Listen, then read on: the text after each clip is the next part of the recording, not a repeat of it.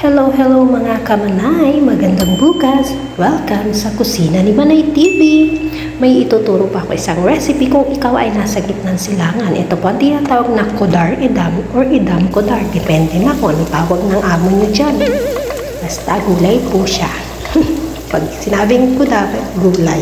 So ayan, mag-isa lamang po tayo ng sibuyas at isunod na din po natin ang ating bawang. Ayan, imekos-mekos lamang po natin hanggang lumabas ang mga aroma nila. Isunod na po natin ang green bell pepper. Isa po ito sa dagdag ng isang aroma niya. Napakabango po. At isunod na po natin ang ating manok. Ginayat lamang po yan ng serving size. Ayan, hintayin lamang po natin na mamuti yung manok. At lalabas po kasi yung natural na tubig niya bago po tayo maglagay ng mga pampalasa. Ayan, sinunod ko na po ang chicken cubes at ang ating blender na kamatis. At syempre, Pinoy tayo, simot-simutin. Ayan. At mag-a-add na din po tayo ng tomato paste. Ayan. 1 spoon lang po. Ayan, para lang po is makadagdag asim at linamnam po siya sa ating manok. Ayan, masarap po yan. And then, ayan, pag ganyan na po, na medyo kumulo na, tsaka na po tayo maglalagay ng ating mga sangkap. Naglagay lamang po ako ng baharat, paminta, simple lamang po yung nilagay kong mga pampalasa. Turmeric, kasi ito po yung gusto lang nila. Depende po yan sa amo nyo, ha? Turmeric, and then itong kamon, at yung isa naman po is coriander powder. So, ganyan lamang po. Mekos-mekos na po natin ulit hanggang sa ma-absorb na po ng manok yung mga pampalasang nilagay natin. Ayan, lalagyan din po natin ng dahon ng laurel na pinagsawaan na ng uod. Tingnan nyo naman yung dahon ng laurel. Butas-butas. Ayan, para po mas lalong bumango. Alam mo, yung version niya to is para lang po itong afritada. Wow! Afritada style. Ayan, at maglalagay na din po ako ng black lemon or tinatawag na dried lemon. O, diba? Itim talaga siya. Dried lemon lang po yan. And then, once na kumulo na po yan, mekos lamang po natin ng bahagya.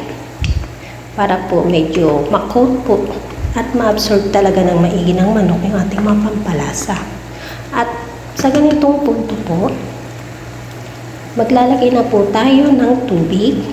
Hindi po masyadong madami. Yung sakto lang po na medyo lumubog yung manok. And then, add na po tayo ng salt according sa taste po na mga amo nyo, ha? Depende po. Kasi sila hindi masyadong gusto ng maalat.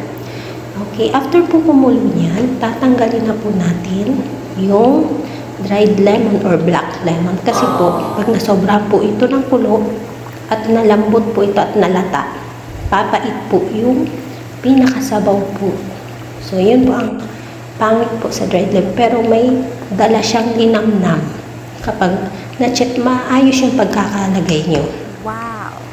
And then, after po nito, konting pakulo na lang po dahil medyo nasa 70% na po yung manok na luto.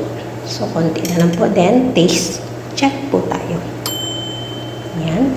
Kung sakto na po ang lasa, kasi po maglalagay na po tayo ng mga vegetable natin dyan. Kaya kailangan lasahan po muna natin. And then, after na nito, time na po na ilagay na natin yung ating mga gulay. So, ang nilagay ko lamang po dyan is patatas, carrots, green, ano tawag po ito? Yan, parang green peas na yan.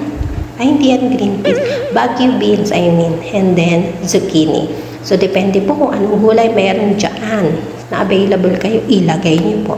And then, yan, lagay na po natin. At ganyan lamang po, hintayin nyo lang po lumambot bago nyo po haluin. Huwag nyo pong haluin ang haluin kundi malalata po. At kung nagustuhan niyo po ang video nito at may natutunan kayo, please follow, like, and share for more naman po. At comment down kung saan nakarating ang video na ito. Wow! Yan lamang po. God bless and bye!